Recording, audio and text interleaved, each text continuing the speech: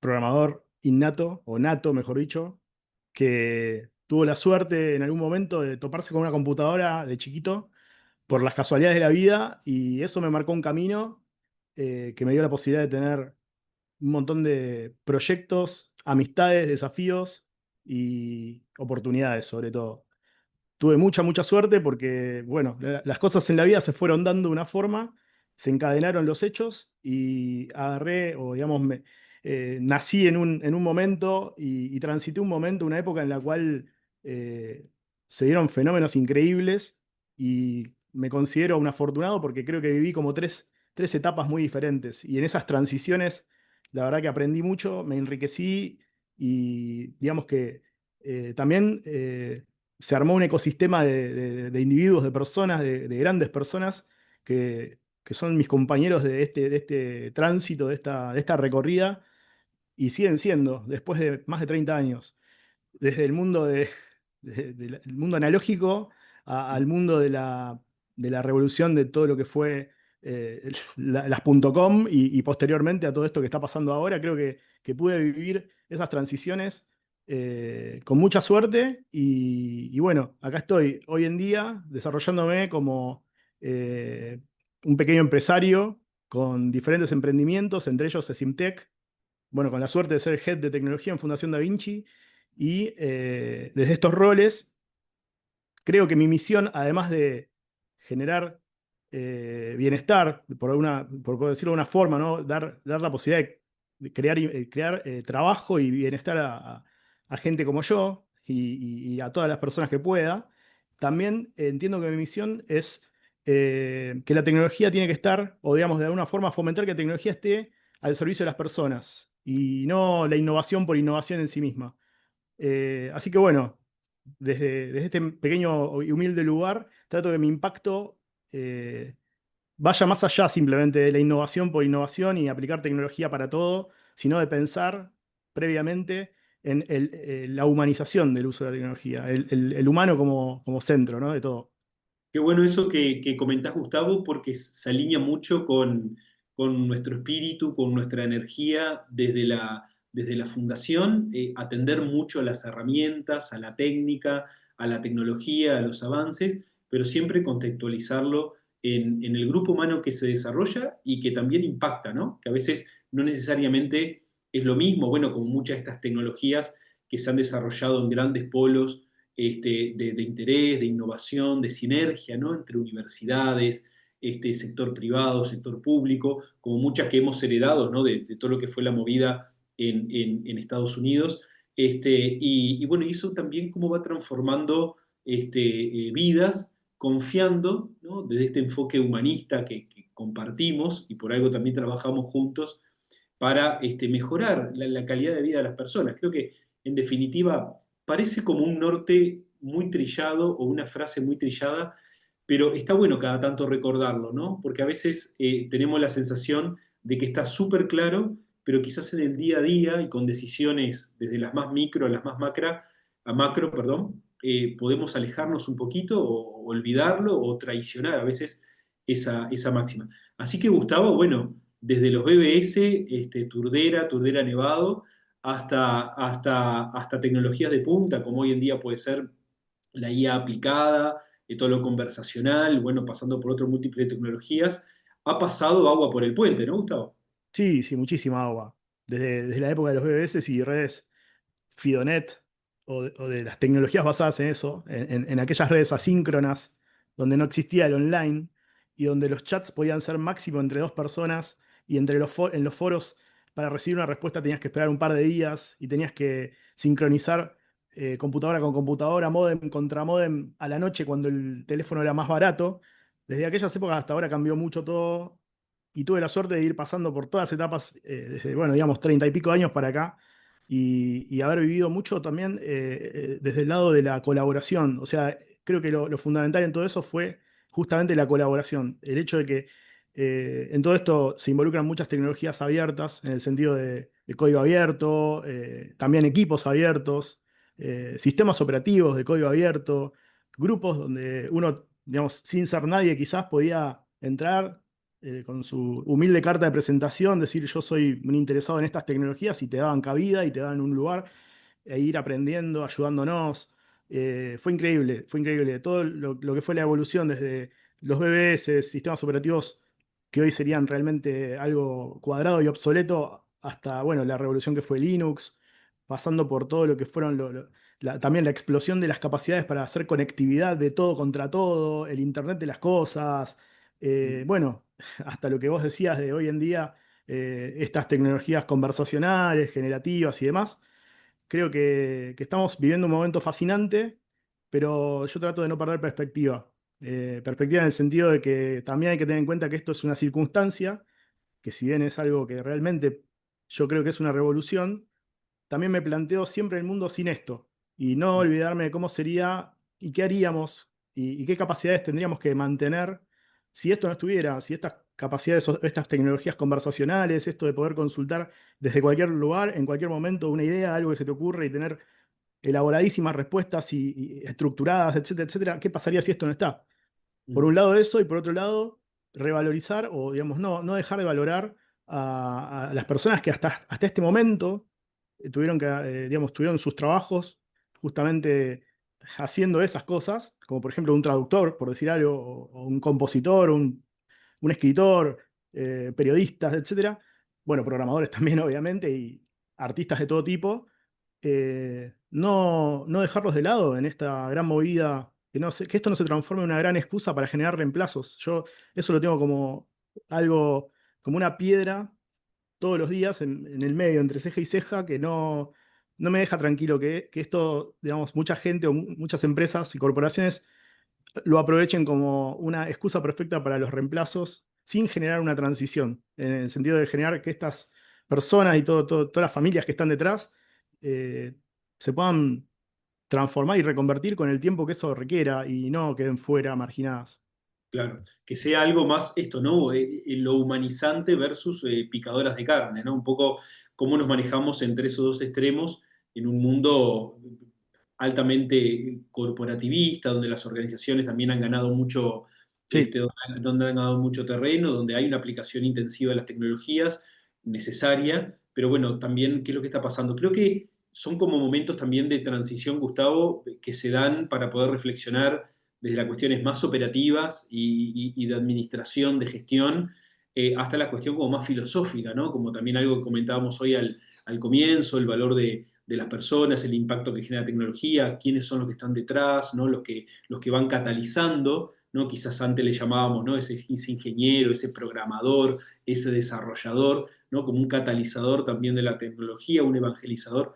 Pero hablamos hoy de la mirada de los grandes centros de desarrollo tecnológico y cómo está tu mirada sobre el desarrollo regional, cómo viene permeando esas tecnologías o algún otro comentario que vos tengas sobre algunas tecnologías que habría que ponerle el interés o al menos la lupa para ir siguiendo de cómo se desarrollan.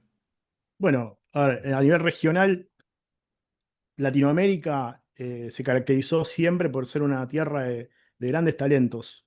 Quizás no de gran infraestructura, pero sí a nivel talentos. Hay excelente preparación, excelente formación, eh, y dependemos mucho de la infraestructura del norte y de otras latitudes, digamos. Eh, Sería buenísimo que existieran políticas perdurables en el tiempo que incentiven la inversión bien sostenida, permanente, para que la infraestructura sea más local, más regional también, que se fortalezca, para no ser tan dependientes en ese sentido. Pero somos exportadores de talento, hay personas que están trabajando prácticamente por defecto para el exterior desde aquí. Algunos, bueno, emigraron, obviamente, pero tanto Argentina, Uruguay, Colombia, México, tienen polos tecnológicos muy fuertes. Cada una de ellas tiene sus unicornios, tienen empresas modelo en el mundo.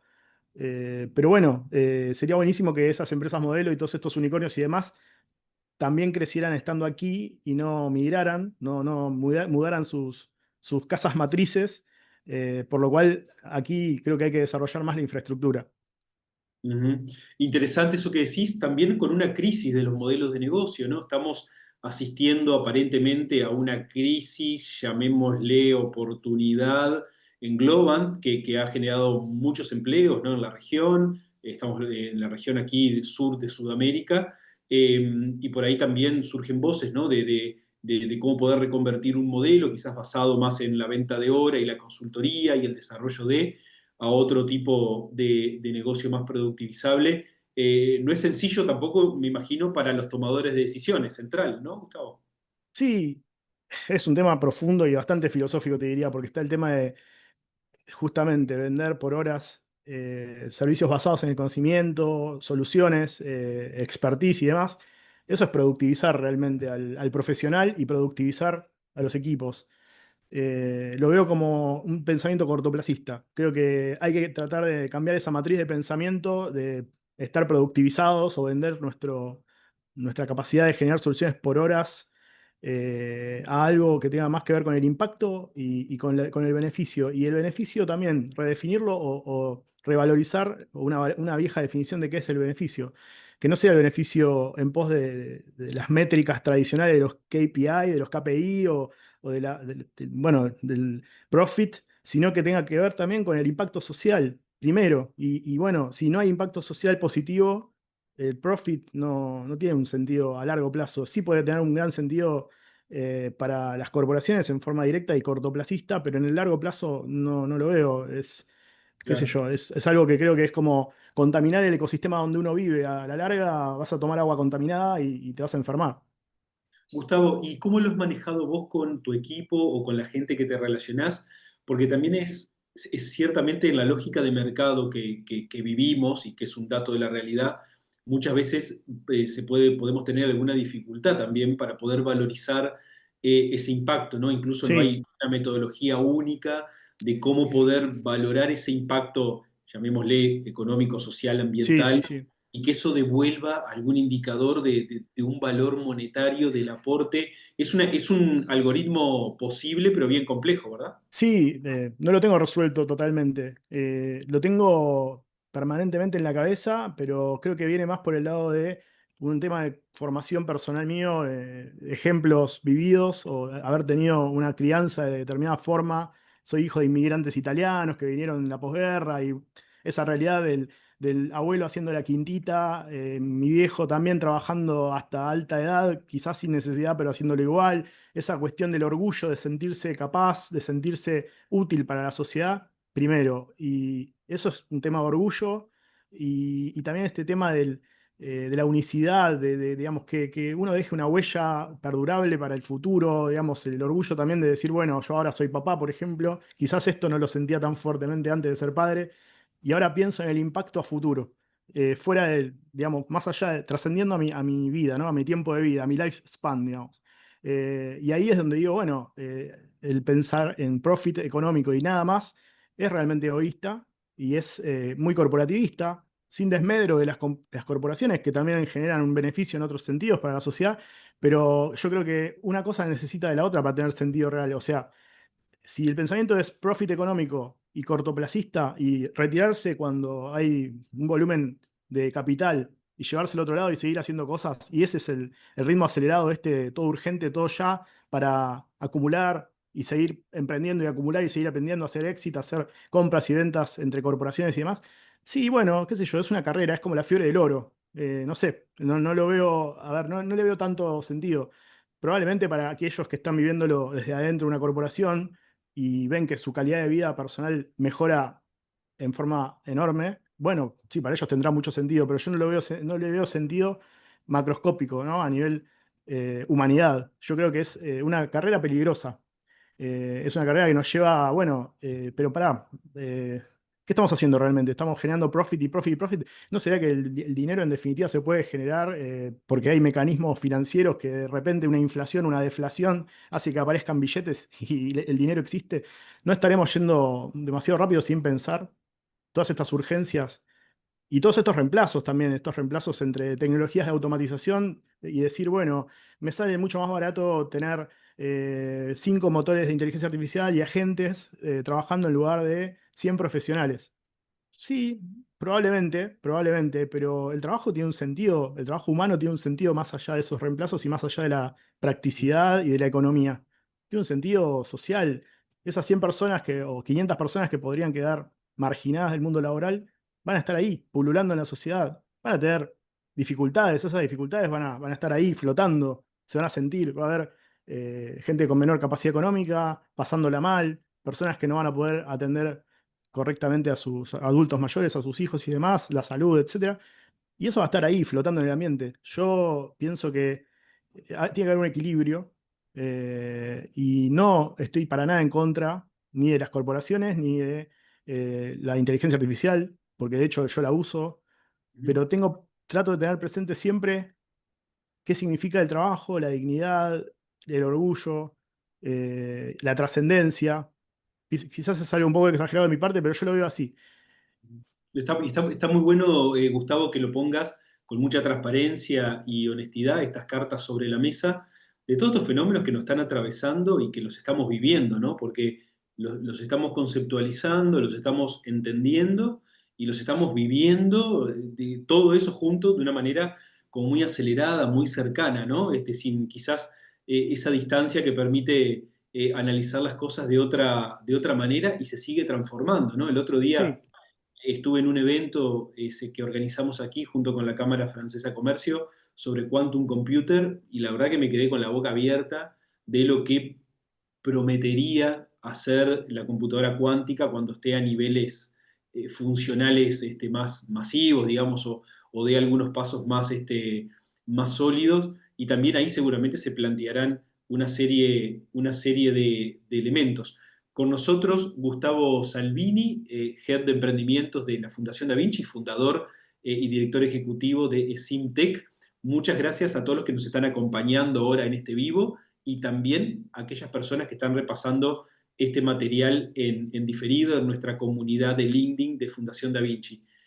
Gustavo, te saco un tema más concreto para que nos puedas regalar a todos aquellos que nos están siguiendo este contenido, cuáles son las tecnologías más recientes de front-end, back-end, APIs, que ves que están moviendo la cosa. ¿Tenés alguna consideración vos como experto técnico o algún bueno, sí. consejo de qué mirar con más atención?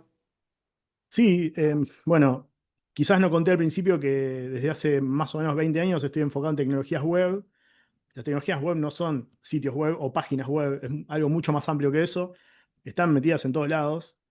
Muchas aplicaciones que nosotros vemos y usamos quizás no sabemos, pero están desarrolladas con tecnologías web. Por ejemplo, grandes IDEs tipo Visual Studio Code o, bueno, obviamente los browsers de por sí son un mundo, ya son casi un sistema operativo. En nuestros teléfonos celulares muchas aplicaciones que por ahí creemos que son nativas de las plataformas, de las tecnologías y frameworks del móvil, Android o iOS, quizás son aplicaciones web dentro de un wrapper, dentro de un envoltorio bonito que lo hace parecer nativo. Las tecnologías web son increíbles porque son como, digamos, el medio a través del cual se están plasmando la gran evolución que hubo de los sistemas distribuidos durante muchísimos años y donde podemos aplicar con gran libertad arquitecturas, metodologías. Bueno, y del lado del backend es un mundo enorme. Prácticamente cualquier cosa que se pueda ejecutar en cualquier computadora puede ser un backend, ya que no es algo en particular que esté ahí generando una versión visible hacia el usuario, sino que está trabajando de fondo. Entonces, casi cualquier tecnología de base de datos, casi cualquier tecnología de procesamiento, cualquier tecnología monolítica o distribuida. Pero bueno, hoy en día hay, digamos, mucho ruido de fondo con todo esto de los LLMs y la inteligencia artificial y creo que se le dio como una nueva vida o se le está poniendo el foco nuevamente a Python como lenguaje, que durante muchos años se lo consideró más un lenguaje educativo, orientado más a aprender a programar y, digamos, si bien siempre tuvo aplicaciones prácticas en ingeniería y en sistemas concretos, pero bueno, hoy se lo está revitalizando porque hay una enorme cantidad de recursos para programación en Python para conectar cosas con cosas. O sea, conectar LLMs, o sea, modelos de lenguaje grande, a, por ejemplo, una base de datos distribuida, una base de datos vectorial, que es algo que hoy está también muy en boga. Las bases de datos vectoriales son, si bien existen hace muchos años en todo el mundo del machine learning, son bases de datos que hoy están como siendo muy relevantes porque son ese tipo de base de datos que deja de ser la clásica base de datos relacional de tablas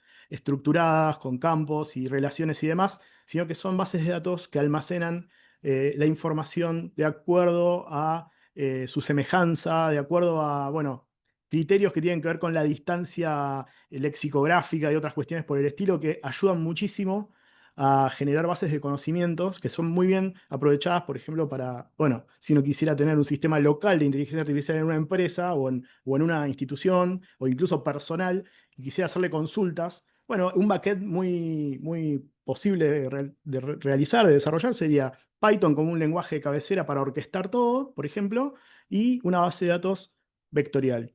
Esto es algo que hoy en día se está usando mucho. Y bueno, está todo este paradigma del serverless, este paradigma donde los antiguos servidores de hosting monolíticos, si bien siguen existiendo y siguen siendo muy útiles, también dieron lugar a tecnologías donde, digamos, uno puede crear funciones específicas muy pequeñas que hacen su trabajo muy específico y lo hacen muy bien y que pueden estar distribuidas en diferentes nodos, en diferentes lugares, como por ejemplo las tecnologías AWS Lambda de Amazon o las Vercel Functions de la empresa Vercel, que dicho sea de paso fue fundada por un argentino. Bueno, es una empresa muy notable y muy tomada como modelo, muy exitosa. Donde esta nueva forma de trabajar con estas pequeñas funciones nos abstrae completamente del hardware que hay por detrás y de cómo es la estructura de los servidores y demás. Es como un pensamiento de una capa de abstracción más cómoda para el desarrollador. Entonces, como te decía, Python vuelve a la vida. Se está utilizando mucho para orquestar. También hay necesidad de optimizaciones. Como hay más volumen de datos, una cantidad de información terriblemente masiva que se está procesando todo el tiempo, nació hace unos años un lenguaje súper interesante que es Rust, que es casi te diría, entre comillas, un reemplazo del lenguaje C o C++, que es altamente performante, tiene una performance increíble, entonces también se está utilizando para crear servicios donde se requiere una performance crítica. Y hay otros tipos de lenguajes que están también siempre ahí pululando y que se utilizan mucho en el backend, como por ejemplo, bueno, JavaScript y TypeScript, que son un clásico, pero que también están en permanente evolución. JavaScript tiene sus runtimes, o sea, sus motores de ejecución, que se puede ejecutar del lado del browser dentro del navegador, como ya se sabe, porque es omnipresente, y también del lado del servidor a través de Node.js, Node.js, o a través de Bun, o a través de Deno, que es Node al revés. Y bueno, está permanentemente en los proyectos. Si bien existe PHP, MySQL, que son un clásico de los stacks de programación en backends, en los stacks conocidos como LAMP, LAMP, esto que te menciono, Python, Node.js, Rust, también el lenguaje Go, el paradigma serverless, esto es como algo que está hoy en día teniendo muchísima relevancia. Esto del lado del Ujú. backend. Y del lado del frontend, a ver, hay también excelentes tecnologías. Lo que pasó con el frontend en los últimos años, ya más de 15 años te diría, entre 10 y 15 años, es que se mejoró muchísimo la experiencia del desarrollador frontend porque antes había que hacer lo que nosotros en programación llamamos un poco vulgarmente código chorizo. Lo hacíamos en forma muy monolítica y gracias a ciertas herramientas y ciertas tecnologías que ahora voy a mencionar, se pudo modularizar al extremo todo. Y esta modularización va de la mano con una tecnología que son los componentes web o web components, que están muy bien aprovechados a través de librerías como React, que no podía dejar de mencionarla. React es casi un estándar de facto hoy en día en los proyectos, permite modularizar de manera excelente los frontends, permite crear componentes y traer componentes de bibliotecas ya creados por proyectos open source, proyectos gratuitos o incluso pagos, donde uno puede crear visualizaciones, reportes, dashboards, ¿no? Los viejos sistemas de alta baja modificación, consulta, los CRUD, en inglés se llaman CRUD, CRUD. Bueno, y a su vez el frontend con React y otros tipos de tecnologías muy similares escaló en complejidad, se bajaron mucho los tiempos de desarrollo, ya que esto permite hacer interfaces de usuario mucho más complejas sin elevar demasiado la complejidad. Digamos, de la otra forma se nos iba al diablo la complejidad con el código monolítico. Así que bueno, no podía dejar de mencionar React, pero también hay otras tecnologías muy similares que están en boga como Svelte, se escribe Vue.js, es excelente. Bueno, está Angular, que es un framework excelente. Y hay muchas más, pero siempre dentro del paradigma de los componentes web o web components. Excelente, gracias Gustavo por darnos un panorama y un barniz de estas tecnologías que no son hiper nuevas, pero que bueno, van cobrando también relevancia y van viendo como su momento, en algunos momentos algunas como muy se despotricaba mucho, me acuerdo que mucha gente hablando muy mal de Java, bueno, y todo lo que era a nivel web, no, no, no, no. No, pero Pero, no. pero es interesante también entrar en esas tribus, porque también uno ve ahí como ese calor, y a mí me conecta mucho con esas comunidades, ¿no? De ahí finales del 90, comienzo del 2000, donde la excusa de la tecnología también hacía hacer comunidad, ¿no? Con barreras también de entradas muy bajas, y en la medida de si uno lo condimentaba con mucho autodidactismo y curiosidad y ganas de relacionarse, se podían hacer cosas fantásticas, como has hecho vos, ¿no? En tu carrera profesional y en tu carrera empresarial, ¿no? Con tus proyectos. Luego vamos a dejar, cuando finalicemos ahora la conversación, el enlace del campus de la fundación, donde se pueden ver algunas herramientas que se hicieron con base a algunas de estas tecnologías.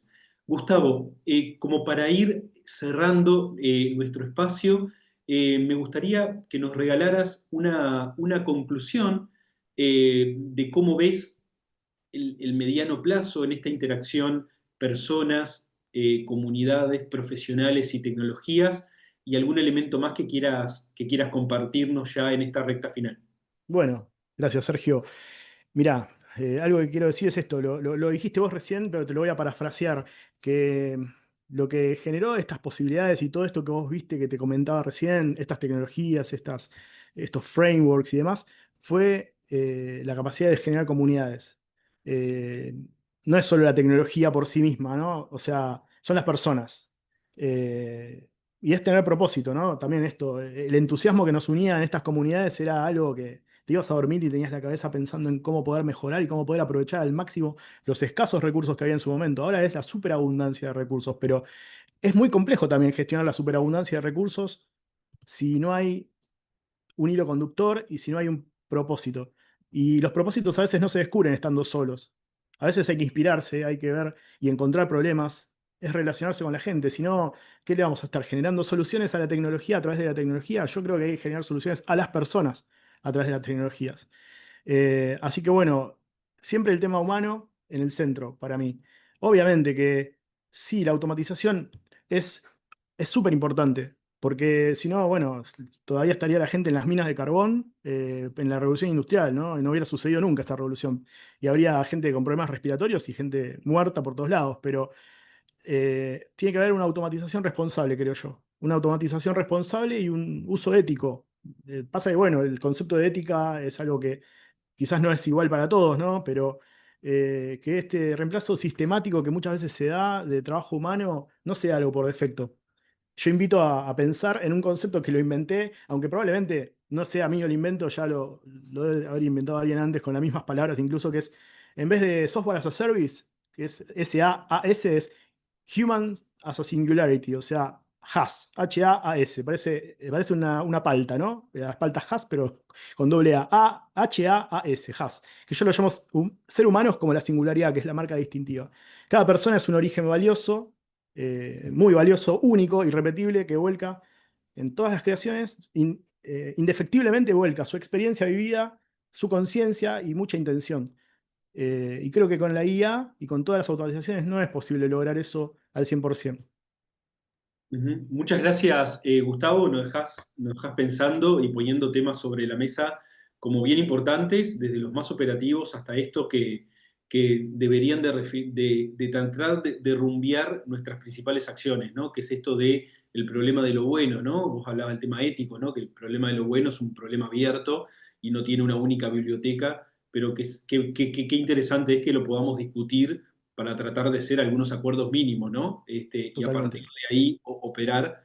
Bien interesante, Gustavo, la verdad que te agradezco tu tiempo, te agradecemos de la fundación y te agradecemos también toda la entrega, el trabajo, el pienso y las ganas que pones tanto a los proyectos como a la relación que hemos construido a lo largo de muchos años. La verdad que estamos muy agradecidos de saberte que sos parte del equipo, y bueno, y te Sí, deseamos también lo mejor con todos estos desafíos y todos los proyectos que vos tenés, tanto en América Latina como también en Europa. Sé que tenés muchos clientes en Italia, en Europa, y eso está como bien interesante. Con nosotros, Gustavo Salvini, encargado referente de tecnología de la Fundación Da Vinci, fundador y director de Simtech. Ustedes pueden tener los datos de contacto de Gustavo en la descripción aquí del evento para poder sumarlo a sus redes, a Gustavo ahí en LinkedIn